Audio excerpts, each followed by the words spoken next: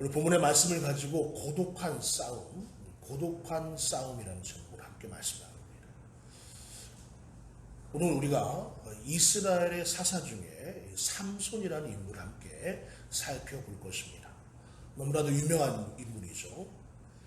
계속해서 우리가 지금 배경으로 하고 있는 히브리서 11장 말씀에는요, 믿음의 인물들 중에 사사들의 이름들이 소개되고 있는데, 그 사사들의 이름 가운데 우리가 지난 시간에 살펴보았던 입다라는 이름과 함께 삼손이라는 이름이 등장을 합니다. 여러분, 사실 이 삼손에 대한 이 신학적인 평가는 크게 두 가지로 나뉘어집니다. 긍정적인 평가를 하는 사람들이 있고요, 반대로 또 부정적으로 평가를 하는 사람들이 있습니다. 부정적으로 삼손을 평가하는 사람들은 주로 삼손이 여자에게 홀딱 빠져서, 우리가 보통 알고 있는 데릴라라고 하죠. 이 들릴라에게 홀딱 빠져서 하나님의 사람답게 살지 못했다.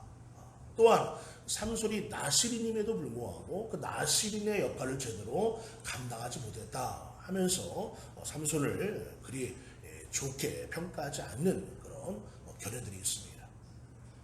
그러나 반대로 그럼에도 삼손은 이스라엘을 위해서 블레셋과 싸운 사람이고, 힘들고 어려울 때마다 하나님을 찾고 하나님의 능력으로 이스라엘을 그 블레셋 손에서 건져냈기 때문에 긍정적으로 삼손을 또 평가하는 그런 견해도 있게 됩니다. 여러분, 우리는 성경을 볼 때에 시대적 관점과 그 배경에서 그것들을 보고 해석할 필요가 있어요. 비록 삼손이라는 인물이 우리가 보기에는 연약하고 부족한 모습을 보인 그런 사람이라고 하더라도, 그가 살았던 그 시대적 배경을 참고를 하고 그 가운데 삼손을 통해서 일하시는 그 하나님의 모습을 보면서 우리가 삼손을 통해서 분명히 배울 수 있는 믿음이 있다는 것이죠. 특별히 히브리서 11장 말씀에 이 믿음의 장에 이 삼손의 이름이 기록되었다는 것은 분명 이 삼손이 가지고 있는, 그래서 우리가 도전받아야 할 그 믿음이 있다는 사실을 결코 간과해서는 안 될 것입니다. 오늘 이 시간 그것이 무엇인지에 대해서 함께 집중하여서 말씀을 나누기 원합니다. 여러분, 사실 우리가 이 말씀을 전체 이해하기 위해서는 사사기 13장부터 15장까지 말씀에 기록된 말씀을 다 참고하셔야 되는데 시간이 없기 때문에 우리가 오늘 본문의 말씀만 우리가 보았습니다. 여러분, 사사기 13장 말씀 보시게 되면 삼손이 태어날 때의 모습이 기록되어 있어요. 이 삼손이 태어날 때 이스라엘은 이 블레셋 나라에 40년 동안이나 통치를 받고 있는, 억압을 받고 있는 그런 상황이었습니다. 거듭해서 말씀을 드리지만 이 사사시대의 이스라엘 백성들은 하나님께 우상숭배와 같은 그 각종 범죄를 저질렀고, 그러한 죄악으로 인해 이방 나라들에게 침략을 당하는 그런 하나님의 심판을 받게 되고, 그럴 때마다 이스라엘 백성들은 하나님께 회개하고 하나님의 도움을 요청하게 됩니다. 또 그렇게 할 때마다 하나님은 그들을 사랑하셔서 그들을 도와주시고 그들을 그 이방 나라의 억압에서 구원시켜 주시는 그런 은혜를 베풀어 주신다는 것이죠. 그런 사이클이, 그런 주기가 계속해서 사사시대에 이어지고 있다고 말씀을 드렸는데요, 지금 이 시대도 마찬가지입니다. 사사기 13장 1절 말씀 보시면 제가 한번 읽어드립니다. 이스라엘 자손이 다시 여호와의 목전에 악을 행하였으므로 여호와께서 그들은 40년 동안 블레셋 사람의 손에 넘겨주시니라. 사사기 말씀에서 흔히 볼 수 있는 문장 아닙니까? 이스라엘이 또다시 하나님 앞에 범죄하였다 말씀하고 있어요. 또다시 이스라엘이 하나님 앞에 범죄함으로 블레셋 나라의 통치를 받고 있는, 하나님의 심판을 받고 있다는 것이죠. 지금 그 상황 속에서 삼손이 태어난 것입니다. 삼손의 아버지 이름이 뭐예요? 마노아라는 사람이죠. 이 마노아 부부는 이 당시까지 아이가 없었습니다. 아이를 낳지 못하는 상황이었어요. 그러니 마노아의 집에 하나님께서 삼손을 낳을 수 있는 은혜를 허락하십니다. 그러면서 삼손을 하나님께 나실인으로 바치라 말씀하죠. 나실인이 어떤 사람입니까? 하나님을 위해서 자신의 모든 삶을 온전히 헌신하는 사람, 이 사람을 구약시대에 있었던 나시린이죠. 이 나시린들이 지켜야 할 규례가 크게 세 가지가 있습니다. 이 나시린으로 헌신된 사람들은 포도주와 독주를 마셔서는 안 됩니다. 부정하다는 것이죠. 그리고 나시린으로 헌신한 사람은 시체를 가까이 할 수가 없습니다. 이 역시 부정하다고 여겨지기 때문에 자기의 가족의 시체라 하더라도 그 장사를 지낼 수 없는, 그런 시체를 가까이 할 수 없는, 그렇게 구별된 삶을 살아야 됐습니다. 또 나시린은 머리카락과 수염을 자를 수가 없었습니다. 그만큼 하나님께 모든 삶을 집중해야 된다 하는 그런 구별, 그런 분리를 또 의미하는 의미에서 그렇게 행하게 되는 것이죠. 이렇게 삼손이 이런 나시린으로 하나님께 헌신하게 된다는 거예요. 그래서 이 삼손이 이제 점점 자라면서 자기의 아내를 선택하게 됩니다. 그런데 그 여인은 이스라엘 사람이 아닌, 이스라엘 여인이 아닌 이방 나라, 그것도 지금 자기 나라를 괴롭히고 있는 블레셋 나라의 여인을 자기의 아내로 삼고자 합니다. 그래서 이렇게 삼손이 블레셋 여인을 자기의 아내로 삼으려고 할 때에 처음에 그의 부모들이 완강하게 반대를 하죠. 왜 그래요?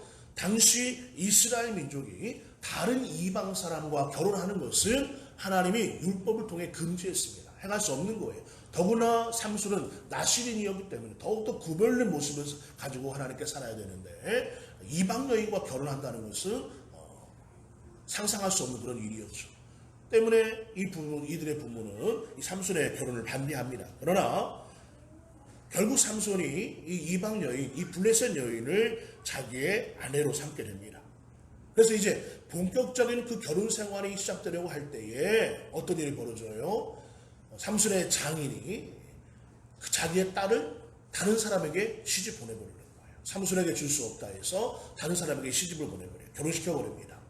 여기에 삼손이 격분하게 되죠. 심히 분노하면서 블레셋 사람들의 땅에 들어가서 블레셋 사람들의 밭을 다 불태워버립니다. 여우의 2마리의 꼬리를 묶어가지고 거기에 불을 붙여서 블레셋 사람들이 경작하고 있는 그 밭을 다 불태워버려요. 이러한 일로 인해서 이 블레셋 사람들이 역시 또 분노하게 되고 그런 삼손이 행한 일을 알게 되고 그 삼손에게 보복하는 의미로 그 삼손이 결혼한 사람인 그 여인, 삼손의 아내와 그의 장인을 불살라 죽여버립니다. 불태워 죽이는 거예요. 여기에 또다시 삼손이 분노하고 보복을 하면서 그 싸움은 점점 큰 싸움으로 번지게 되는 겁니다. 그리고 오늘 본문 이 15절의 말씀과 같이 삼손이 나귀의 턱뼈를 가지고 1000명이나 되는 블레셋 사람을 쳐 죽이게 되는 거예요. 그리고 전쟁을 치르면서 1000명의 사람들 다 죽이고 맙니다. 사랑하는 여러분, 이렇게 사상의 말씀은 지금 13장부터 15장까지 삼손이 이 블레셋 사람들과 점점 심하게 싸우고 있는 그런 모습을 기록하고 있는데요. 우리는 이 모습을 볼 때에 이것을 단순히 삼손이 자신의 그 사생활에서 비롯된 그 문제 때문에 이 블레셋 사람들과 싸웠다 하는 정도로 성경을 보아서는 안 된다는 거예요. 오늘 삼손과의 블레셋 사람들의 싸움은요, 결국 이스라엘과 블레셋과의 싸움입니다. 하나님의 백성인 이스라엘과 그들을 괴롭히고 있는 이방 나라 블레셋과의 싸움이라는 거예요. 말씀을 드린 것처럼 이스라엘은 범죄할 때마다 하나님의 심판을 인해서 다른 이방 나라의 괴롭힘을 당했습니다. 그때마다 이스라엘은 하나님께 도움을 요청했어요. 심각한 그 고통의 현장 속에서 결국 그들은 하나님을 찾게 되더라는 것이죠. 그 말씀이 사사기에 여러 군데 등장하고 있는데 한번 보실까요? 사사기 3장 9절 말씀입니다. 사사기 3장 9절 시작. 이스라엘 자손이 여호와께 부르짖음에 여호와께서 이스라엘 자손을 위하여 한 구원자를 세워 그들을 구원하게 하시니 그는 곧 갈렙의 아우 그나스의 아들 온니엘이라. 15절 시작. 이스라엘 자손이 여호와께 부르짖음에 여호와께서 그들을 위하여 한 구원자를 세우셨으니 그는 곧 베냐민 사람 게라의 아들 왼손잡이 에웃이라. 이스라엘 자손이 그를 통하여 모압 왕 에글론에게 공물을 바칠 때에. 사사기 4장 3절 시작. 야민 왕은 철병거 900대가 있어 20년 동안 이스라엘 자손을 심히 학대했으므로 이스라엘 자손이 여호와께 부르짖었더라. 6장 1절 시작. 이스라엘이 미디안으로 말미암아 궁핍함이 심한지라. 이에 이스라엘 자손이 여호와께 부르짖었더라. 10장 10절 시작. 이스라엘 자손이 여호와께 부르짖어 이르되 우리가 우리 하나님을 버리고 바알들을 섬김으로 주께 범죄하였나이다 하니. 여러분, 이렇게 이스라엘 백성들은 처음 사사인 이 운니의 시대 때부터 지금까지 끊임없이 하나님께 범죄하고 그 결과로 인해서 이방 나라의 괴롭힘을 당하였지만, 그래도 그들이 잘했던 것이 뭐예요? 그렇게 힘들고 어려울 때마다 하나님을 찾았다는 거예요. 하나님께 기도했다는 것입니다. 하나님께 도움을 요청했다는 거예요. 그리고 그럴 때마다 사랑과 긍휼이 많으신 하나님은 사사들을 앞세워서 그 이방 나라와 싸우게 하시고 승리하게 하셨습니다. 그래서 당시에 사사들을 전쟁 사사라 이렇게 부른다고 말씀을 드렸죠. 이것은 사사들의 임무였습니다. 그런데 여러분, 오늘 이 삼순의 시대에는 이스라엘 백성들이 하나님께 도와달라고 기도하였다는 말씀이 없다는 거예요. 지금 이스라엘 백성들이 그 긴 시간 동안 40년이라는 시간 동안에 이 블레셋 나라의 괴롭힘을 당하고 있는데 이들은 더 이상 하나님을 찾지 않습니다. 하나님께 기도하지 않습니다. 여러분, 이것은 무엇을 말씀하고 있는 거예요? 그 당시 이스라엘이 얼마나 심각하게 타락했는지, 자신들의 죄로 인한 그 하나님의 심판, 이방 나라 블레셋 사람들로 당하고 있는 이 고난과 아픔을 자신들의 삶의 일부로 당연하게 받아들이고 있었다는 사실입니다. 이것이 그 당시에 이스라엘 백성들의 영적 상태였어요. 비록 자신들의 잘못으로 인해서 하나님께 당하는 그런 심판이지만, 그럼에도 그 가운데 하나님께 부르짖으면서 하나님을 찾으면, 하나님께 기도하면 하나님이 도와주실 텐데, 그들은 지금 그러한 믿음마저도 완전히 상실해버린 그런 상태라는 거예요. 그래서 지금 그들이 당하고 있는 그 억압과 멸시와 그 모든 조롱들을 그냥 당연한 것으로 알고 그런 핍박에 익숙해져 있습니다. 이것이 내 팔자지, 이것이 우리 운명이지 하는 그런 식으로 그것을 받아들이고 있다는 사실이에요. 하나님의 백성이 이방 나라 사람들에게 조롱을 당하고 억압을 당하고 있는데, 그 가운데서 하나님의 도우심과 하나님의 은혜를 간구하는 것이 아니라 그걸 그대로 받아들이면서 그저 실패한 인생으로, 그저 낙심한 인생으로 거기에 젖어서 그것을 순응하며 살고 있다는 것이죠. 여러분, 이 모습은 결코 하나님이 원하시는 모습이 아닙니다.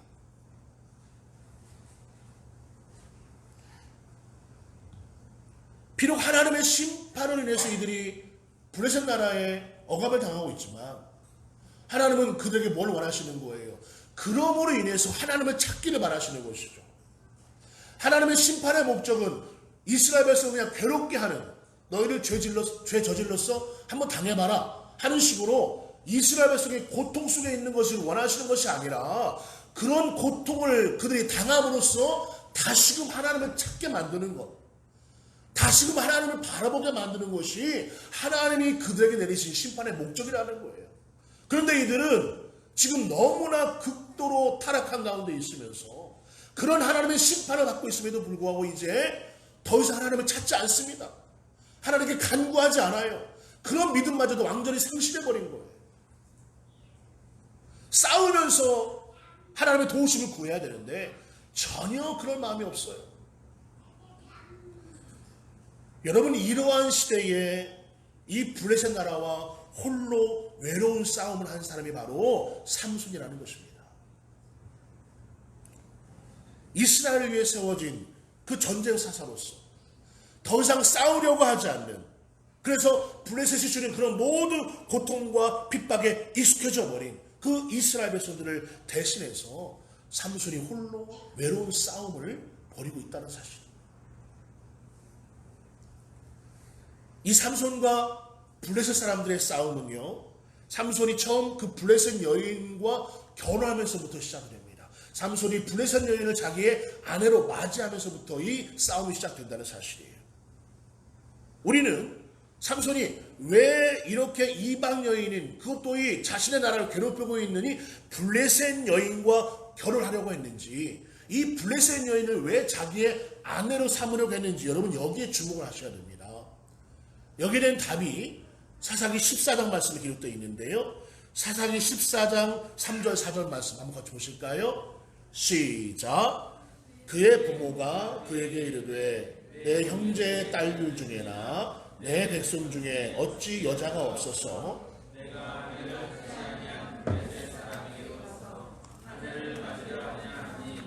삼손이 그의 아버지에게 이르되 내가 그 여자를 좋아하오니 나를 위하여 그 여자를 데려오소서 하니라. 그때에 블레셋 사람이 이스라엘을 다스린 까닭에 삼손이 틈을 타서 블레셋 사람을 치려 함이었으나 그의 부모는 이 일이 여호와께로부터 나온 것인 줄은 알지 못하였더라. 여러분, 이 말씀을 보시면 삼손이요, 단순히 그 블레셋 여인이 이쁘고 좋아서 결혼하려고 한 것이 아님을 알 수 있어요. 4절의 말씀이죠. 블레셋 사람이 이스라엘을 다스린 까닭에, 즉 블레셋 나라가 이스라엘을 억압하고 있는 까닭에 삼손이 틈을 타서 블레셋 사람을 치려 함이었으나, 쉽게 말씀을 드리면 삼손이 지금 자신의 나라를 괴롭히고 있는 그 블레셋과 싸우기 위해서 블레셋 여인을 아내로 삼으면서 시비를 거는 것입니다. 그들과 싸울 명분을 만들기 시작하는 거예요. 그러나 그의 부모들은 그런 삼손의 마음과 계획을 알지 못했던 것이죠. 물론 이 모습을 두고 그렇다고 하더라도 하나님의 백성이 이방 여인과 결혼하는 것이 맞는 것이냐, 또 아무리 목적이 선하다고 해도 과정이 악해도 되는 것이냐, 이런 말을 하는 사람도 있습니다. 그러나 우리가 여기에 대해서 잘못을 따지기 이전에 있는 그대로 삼손은 하나님의 백성들이 이방 나라에 억압받고 고통받는 것이 옳지 않다고 여겼기 때문에 사사로서 블레셋과 싸우려고 했던 것이고, 하나님께서는 그런 삼손의 계획과 방법을 사용하셨다는 사실을 주목할 필요가 있는 거예요. 그것을 지금 4절 말씀에서 이 일이 여호와께로부터 나온 것이다 하는 말씀을 지금 대신하고 있는 것입니다. 다시 말씀을 드리면, 비록 이스라엘 백성들이 그들의 죄악으로 말미암아 하나님의 심판을 받고 있지만, 그러나 그 심판의 도구인 블레셋에게 그냥 항복하고 포기하면서 그들의 핍박과 억압에 익숙해져 살아가는 것이 아니라, 그래서 하나님의 찾는 일마저, 하나님께 기도하는 것마저 잃어버리고 사는 그런 모습이 아니라, 그런 가운데 하나님을 찾고, 그런 가운데 삼손과 함께 이전에도 그랬듯이 그 블레셋 나라와 전쟁을 벌이면서 하나님의 백성으로서 하나님의 이름을 떨치고 하나님의 살아계심을 드러내기를 원하셨던 것이 하나님의 마음이라는 사실이에요. 그러나 이스라엘 백성들은 그렇게 하지 않았고, 삼손은 그 하나님의 뜻을 이루기 위해서 혼자서라도 블레셋과의 외로운 싸움을 벌이기 시작했다는 사실이죠.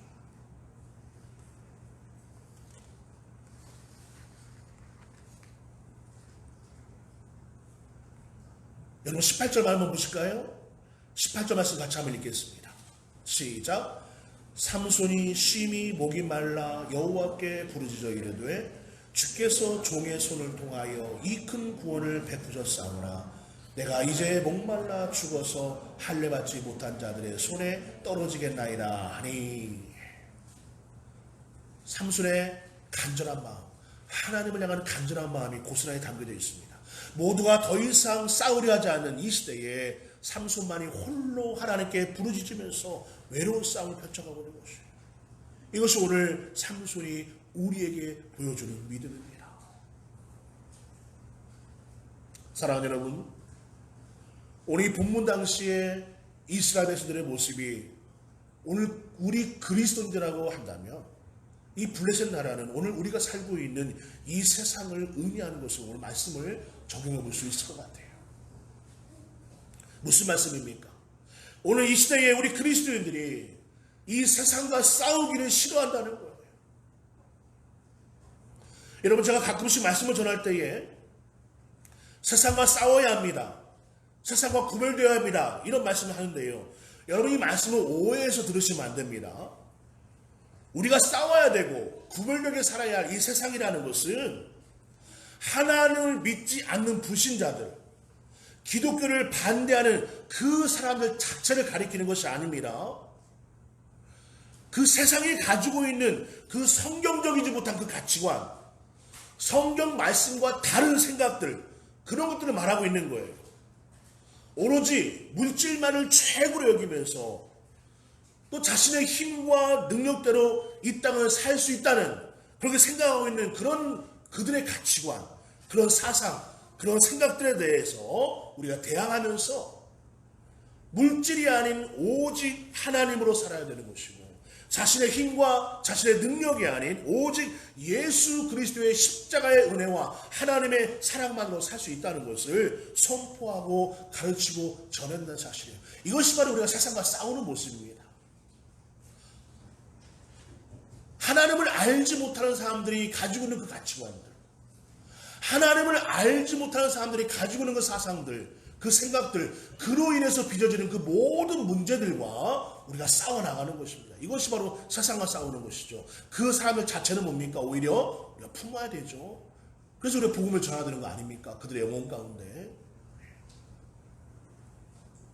그런데 오늘날 많은 교회와 여러 그리스도인들이 이런 세상과 치열하게 싸우려 하지 않는다는 거예요. 이 악한 세상에 함께 적당히 젖어 살면서, 그리고 함께 묻어가면서 더 이상 하나님을 찾지 않고 악한 이 세상의 문화와 풍습에 익숙해져 가고 있는 그 모습이 오늘 저와 여러분의 모습이라는 사실입니다. 여러분, 오늘 본문에서요, 가장 가슴 아픈 모습이 바로 이것입니다. 우리 한번 12절 말씀 보실까요? 12절 13절 말씀 같이 한번 보시겠습니다. 시작.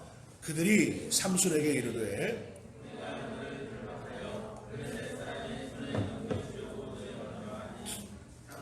그들에게 이르되 너희가 나를 치지 아니하겠다고 내게 맹세하라 하매 그들이 삼손에게 말하여 이르되 아니라 우리가 다만 너를 단단히 결박하여 그들의 손에 넘겨줄 뿐이요 우리가 결단코 너를 죽이지 아니하리라 하고 새 밧줄 둘로 결박하고 바위 틈에서 그를 끌어내니라.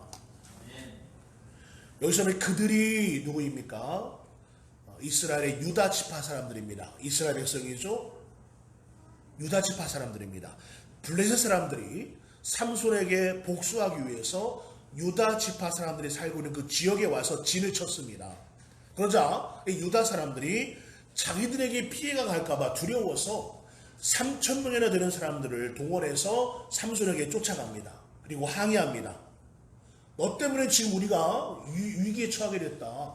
너 왜 괜히 블레셋 사람들을 건드려서 이런 화를 자초하느냐 하면 따지죠. 결국 어떻게 합니까? 그리고 삼손을 밧줄로, 그것도 헌 밧줄이 아니라 아주 새 밧줄로, 새 밧줄 2개로 꽁꽁 삼손을 묶어서 블레셋 사람들에게 넘겨줍니다. 여러분, 삼손과 함께 힘을 합쳐서 블레셋과 싸워야 할 사람들이 오히려 삼손을 꽁꽁 묶어서 그들에게 넘겨주고 있다는 사실이에요.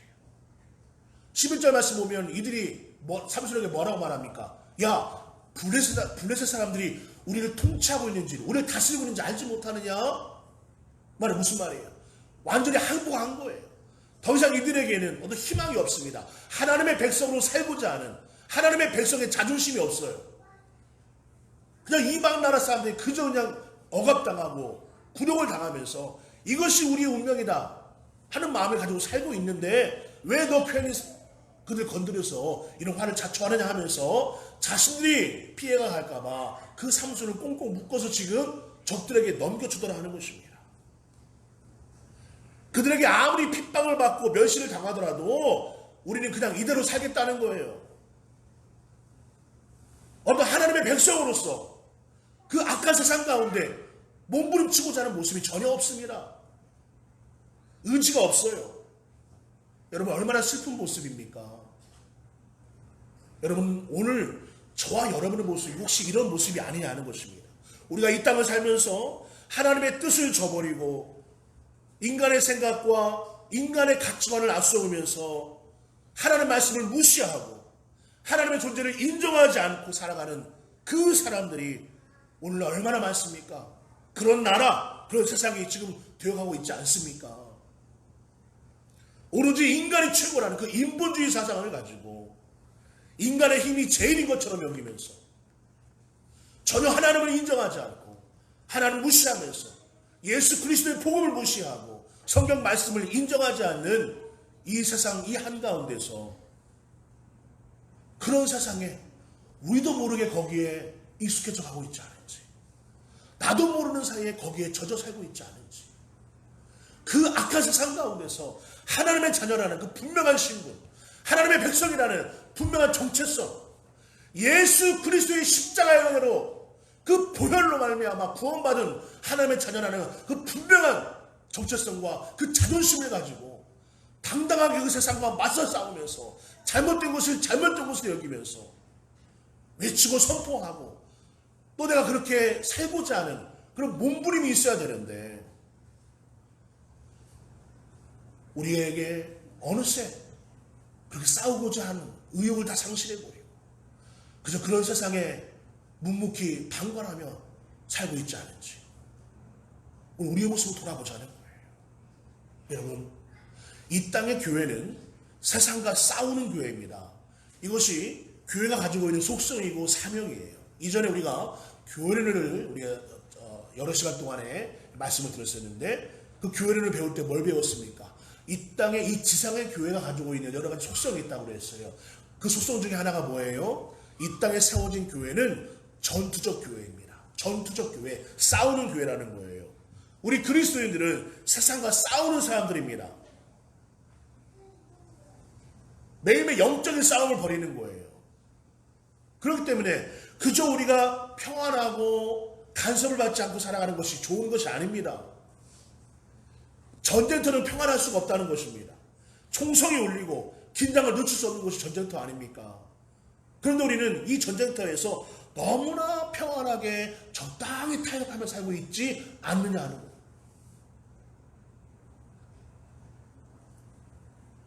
우리 예수님 보시기 바랍니다. 예수님께서 이 땅을 사시는 동안에 매일매일 끊임없이 세상과 싸우셨습니다. 바리새인들과 같은 그런 종교 지도자들과 끊임없이 싸웠습니다. 그들은 끊임없이 예수님을 괴롭혔고 그때마다 예수님은 절대 굴하지 아니하고 그들을 단호하게 대항하셨습니다. 때로는 독사의 자식들아 외치면서 그들을 저주하기도 하셨습니다. 구원자 메시아를 인정하지 않으려고 하고 그 십자가의 구원을 방해하는 그 악한 세상에 대해서 예수님은 단호하게 싸우시면서 하나님 나라의 진리를 선포하셨고 결국 십자가에서 세상을 이기는 그 승리의 모습을 우리에게 보여주지 않았습니까? 그래서 요한일서 5장 4절 5절 이렇게 말씀하고 있어요. 한번 읽어봅니다. 시작. 무릇 하나님께로부터 난 자마다 세상을 이기느니라. 세상을 이기는 승리는 이것이니 우리의 믿음이니라. 예수께서 하나님의 아들이심을 믿는 자가 아니면 세상을 이기는 자가 누구냐? 우리가 믿음으로 세상을 이길 수 있다는 거예요. 예수 그리스도가 하나님의 아들이시고 나의 구원자라는 사실을 믿는 그 믿음을 가지고 우리는 하나님을 대적하고 하나님을 인정하지 않는 이 세상과 싸울 수 있고 승리할 수 있다는 사실. 여러분, 우리 그리스도인들은 모든 것을요, 이 성경 66권의 말씀을 기준으로 삼고 살아야 됩니다. 이것을 우리가 좀 어려운 말로 기독교 세계관이라 말합니다. 기독교 세계관. 우리의 삶의 모든 것을 성경이라는 안경을 쓰고 보고 듣고 판단하고 실천하며 사는 것. 이것이 바로 기독교 세계관. 이것이 바로 그리스도인들이 이 땅을 살아가는 방법이에요. 심지어 이 세상에 정해놓은 윤리와 도덕까지도 그러한 윤리와 도덕이 이 세상에 존재하면서 이 세상을 정상적으로 만들고 올바르게 세워져 가게 만들어진 그런 규칙이라 하더라도 그것이 그럼에도 불구하고 성경 말씀에 맞지 않다면 우리는 그것까지도 과감하게 버릴 수 있는 그런 믿음이 필요하다는 사실이에요. 왜요? 아무리 좋아 보이고 옳은 것처럼 여겨지는 그런 윤리와 도덕이라 하더라도 그것은 결국 한계가 있는 인간이 만들어 놓은 규칙이라는 것입니다. 이러한 것이 하나님의 법을 대신하거나 우선할 수가 없기 때문이라는 것이죠. 반대로 성경 말씀에 맞는 그 성경이 말씀하고 있는 것을 그대로 적용하고 있는 그런 윤리와 도덕이라면 우리 그리스도인들이 더욱더 누구보다도 앞장서서 철저하게 그걸 지켜나가야 됩니다. 여러분의 삶 가운데 우리가 지켜야 할 윤리, 도덕들이 얼마나 많이 있습니까? 여러분 운전하실 때에 교통법규 지키십시오. 신호등 지키십시오. 우리 학생들, 우리 청년들도 마찬가지. 쓰레기 함부로 버리지 마시고요. 길거리 함부로 침 뱉지 마시고요. 우리가 이런 작은 규칙 하나 지키지 못하면서 어떻게 하나님의 법을 지킬 수 있습니까? 저도 마찬가지입니다. 저도 가끔 위반하고 그래요. 그럴 때마다 양심이 소리치고 있는 것이죠. 우리가 그리스도이기 때문에 우리 안에 꿈틀고 이루고 있는 그 사상적으로 살고자 하는 세상의 사람들이 살고 있는 똑같은 방식과 똑같은 모습으로 살고자 하는 그 내 안에 꿈틀고 있는 그 모습을 여러분 우리 믿음으로 찍어내려야 됩니다. 믿음으로 억눌러야 돼요. 왜? 우린 그리스도이기 때문에 우린 다르게 살아야 되기 때문에 우린 세상에서 구별된 사람으로서 이 세상의 잘못된 것들과 싸워야 되기 때문에 말씀의 기준하에 살아야 되기 때문에 우리 그런 삶이 필요한 것입니다. 장사를 하는 것도 또 직장에서 일하는 것도 이런 마찬가지예요. 장사를 하더라도요 우리가 좀 손해를 보더라도 좀 희생을 해야 된다 하더라도 하나님께서 말씀하신 대로 하시기 바랍니다. 직장 생활도요 정직하게 하시기 바랍니다.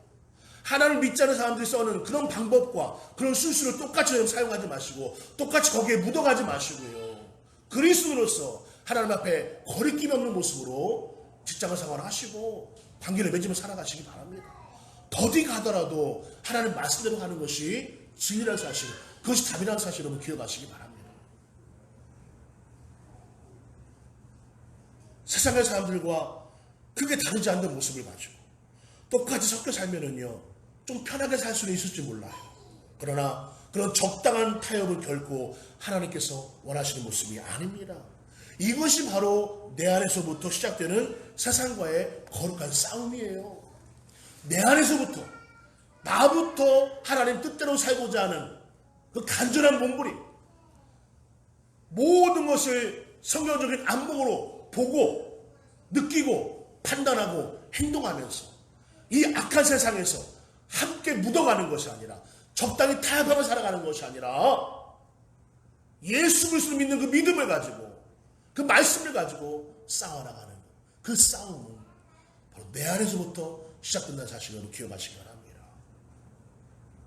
더 나아가서 오늘날 이 나라와 이 사회 안에 이 성경 말씀에 위배되는 것들이 얼마나 많습니까? 우리 이 나라의 반기독교적 요소들이 우후죽순처럼 등장을 하고 있어요. 자꾸만 이 복음의 진리를 희미해지게 만들고 있고 하나님의 영광을 가려고 하는 것들이 얼마나 많이 벌어지고 있습니까? 각종 이단들과 사이비 종교들과 이 거짓 복음들이 판을 치면서 교회를 무너뜨리려 하고 있습니다. 진리가 아는 것이 진리처럼 등장을 하면서 사람의 생각이 마치 성경 말씀보다 더한 것처럼 옳은 것처럼 위장을 하면서 이 사회, 이 나라를 흔들고 있습니다. 이 세상을 여러분 어떻게 바라보셔야 됩니까? 그저 묵묵히 방관만 해야 되는 것입니까? 기도하면서 믿음으로 싸워나가야 되는 거예요. 특별히 여러분 말씀드린 것처럼 무엇보다도요 이 세상과 싸우기 위해서 내 자신과의 싸움을 여러분 멈추지 않기를 바랍니다. 이 세상과의 싸움은 결국 내 자신을 먼저 싸움으로서 내 자신과의 승리함으로써 시작되는 거예요. 내가 하나님의 자녀로 구원받은 백성으로 살아갈 때에 세상의 악한 것에 젖어있는 나의 행동과 나의 모든 습관과 모든 생각과 의식들을 다 내려놓을 때에 매일매일 그런 싸움을 펼쳐가면서 우리가 더 나아가서 이제 우리가 사는 가정과 교회와 이웃과 사이를 바로 예수 그리스도의 복음으로 변화시킬 수 있다는 사실입니다. 나 자신과의 싸움을 시작으로 해서 이 땅 모든 것을 복음으로 물들일 수 있는 그 싸움을 우리가 당당하게 펼쳐갈 수 있다는 사실이에요. 말씀을 정리합니다. 오늘 삼손이 우리에게 보여주는 이 훌륭한 믿음, 하나님의 백성으로 살아가기 위해서 홀로 싸우고 있는 이 외로운 싸움을 통해서 우리의 모습을 다시 한번 돌아보시기 바랍니다. 그리스도인은 이 세상에서의 평안함, 익숙함에 젖어 살아서는 안 돼요.